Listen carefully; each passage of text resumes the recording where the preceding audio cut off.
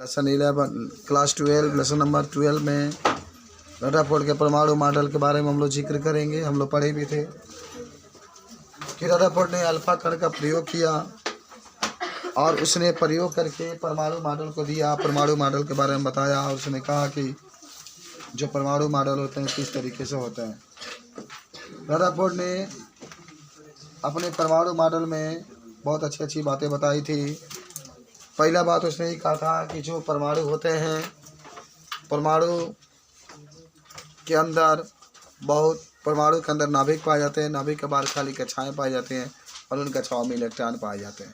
पहला तो ये कह सकते हैं कि जो परमाणु होते हैं अति सूक्ष्म होते हैं, गोलाकार होते हैं, विद्युत उदासीन होते हैं। दूसरा ये कहेंगे कि परमाणु के नाभिक के बाहर अनेक कक्षाएं पाई जाती हैं जिसमें इलेक्ट्रॉन पाए जाते हैं। तीसरा ये कहेंगे कि परमाणु के नाभिक में उपस्थित धनावेशित कणों की संख्या और इलेक्ट्रॉन के ऋणावेशित कणों की संख्या हमेशा बराबर होती है।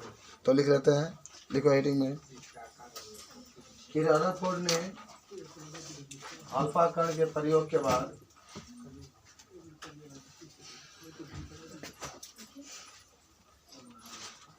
रदरफोर्ड ने अल्फा कण के प्रयोग के बाद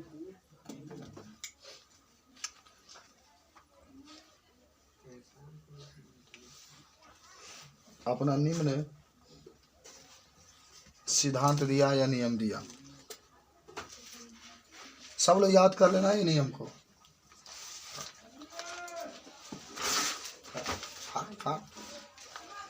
निम्न सिद्धांत या निम्न नियम दिया।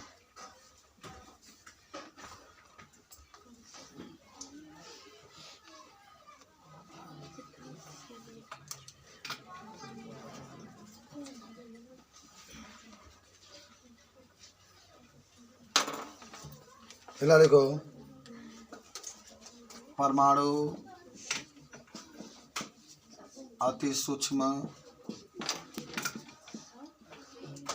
गोलाकार और उदासीन होता है।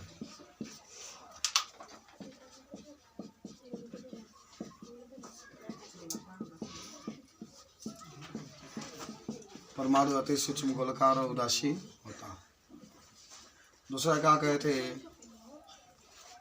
परमाणु का समस्त द्रव्यमान एक छोटे से भाग में निहित होता है जिसे हम नाभिक कहते हैं। दूसरा ये कहते हैं परमाणु के समस्त द्रव्यमान उसके केंद्र में निहित होता है।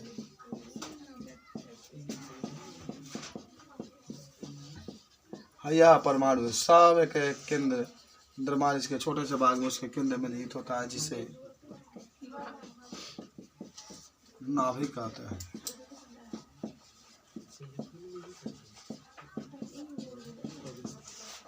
सब लोग याद करो, बहुत आसान तरीके से आपको लिखा रहे हैं।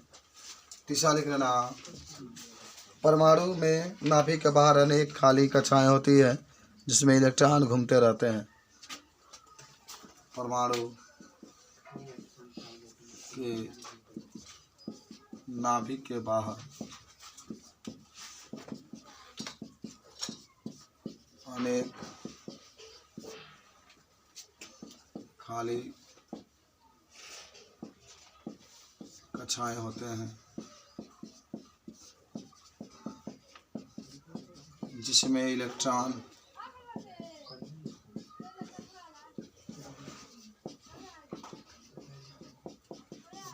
घूमते रहते हैं।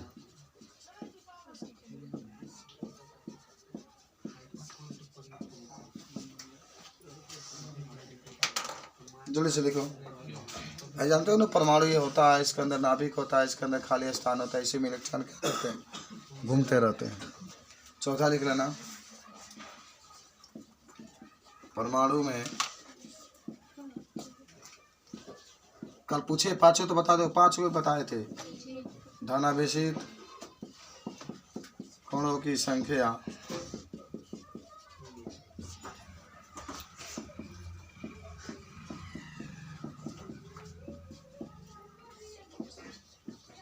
धनावेशित कणों की संख्या के बराबर।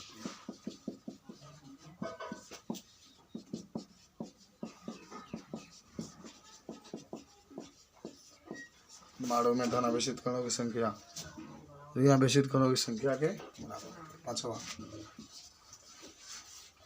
परमाणु में जब इलेक्ट्रॉन एक कक्षक से दूसरे कक्षक में जाते हैं तो ऊर्जा का उत्सर्जन करते हैं। परमाणु में इलेक्ट्रॉन जब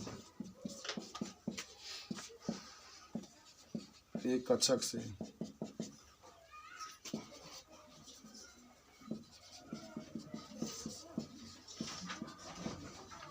दूसरे कक्षक में जाते हैं तो इलेक्ट्रॉन का उत्सर्जन करते हैं।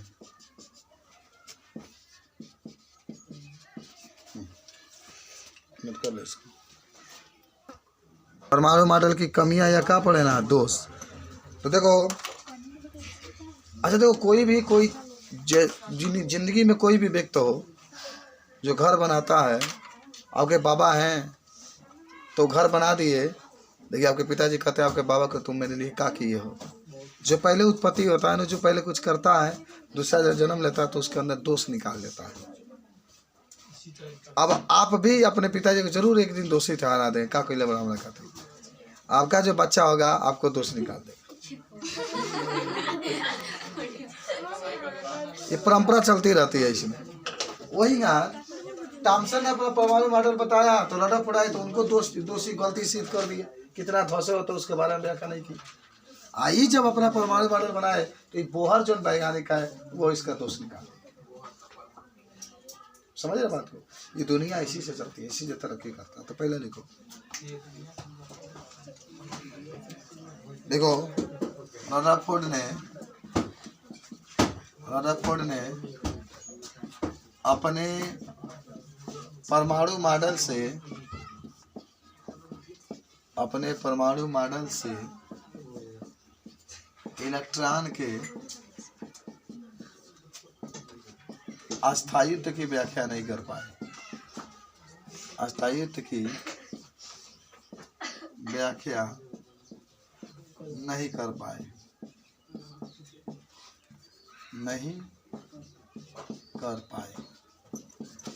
यानी परमाणु अस्थायी होते हैं कि अस्थायी होते हैं, इसके बारे में वो कोई अच्छी तरीके से वो जिक्र नहीं कर पाए, उसकी व्याख्या नहीं कर पाए। बहुत बड़ी कमी रही परमाणु अस्तित्व के बारे में, बहुत बड़ी कमी रही। किसकी कमी रही? रदरफोर्ड की कमी रही। हालांकि इसको अभी सुधार करेंगे, बोहर नामक वैज्ञानिक सुधार करके अपना मॉडल देंगे, लेकिन यह उनकी कमी रही। अस्थायित्व का मतलब ये होता है कि परमाणु अस्थायी है कि अस्थायी है, उसकी व्याख्या नहीं कर पाए थे। ये ध्यान से देखना चाहिए। अच्छा, कुछ समझ में आ रहा है ना आप लोगों को? आप तो थक गए होंगे पेपर देख रहे, कोई बात नहीं, अल्लाह भी जानता है मोहम्मद का मर्तबा। हाँ, दूसरा क्या बात होगा जानते हो? दूसरा ही होगा बाबू कि अभी आपने पढ़ा था कि जो रदरफोर्ड ने ही कहा था कि जो परमाणु होते हैं, क्या होते हैं? ये मान लो परमाणु होते हैं, ये क्या हो गए? परमाणु के अंदर केंद्र होते हैं, नाभिक होते हैं।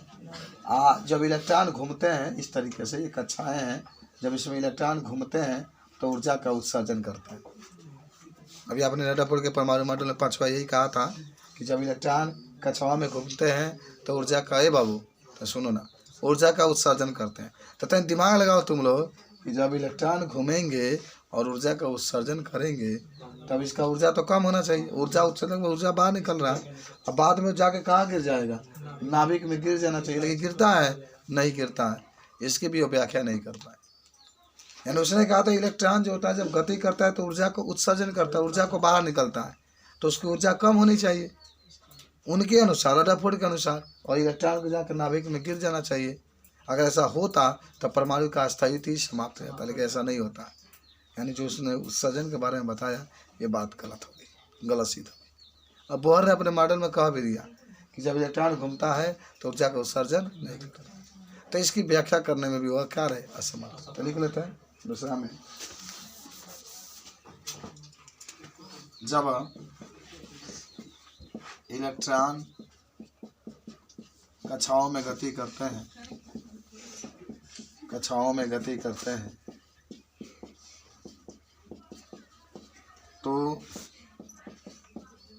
ऊर्जा का उत्सर्जन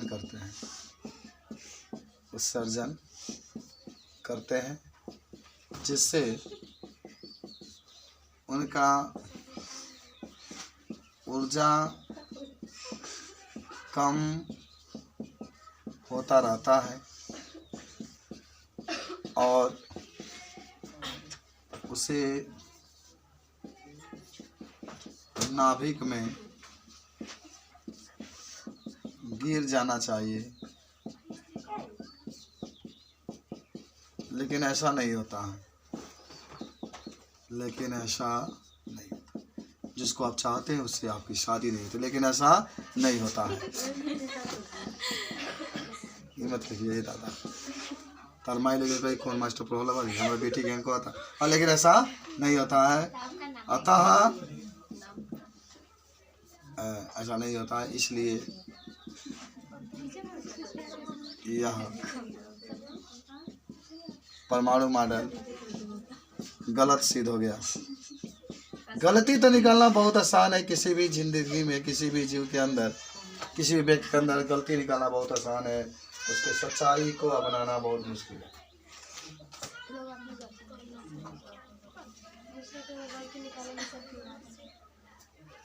और तीसरा लिख लेना, स्पेक्ट्रम पढ़े है ना कि जब कोई प्रकाश की किरणें कहीं से निकलती है तो उसको जब तरंग के बढ़ते हुए घटते हुए क्रम में सजा देते हैं। लिखेंगे इस रदरफोर्ड ने अपने परमाणु मॉडल में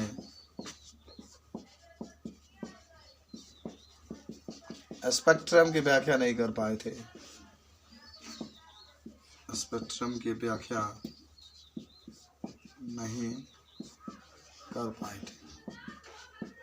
अगर मैं कहूँ आपसे कि क्वेश्चन बोर्ड में आएगा तो सभी लोग लाजवाब तरीके से लिखने का प्रयास करेंगे। आप सभी लोग नहीं पढ़ा जाएगा।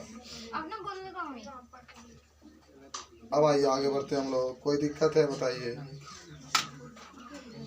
अब आइए बोहर का परमाणु मॉडल जल्दी से लिखते हैं।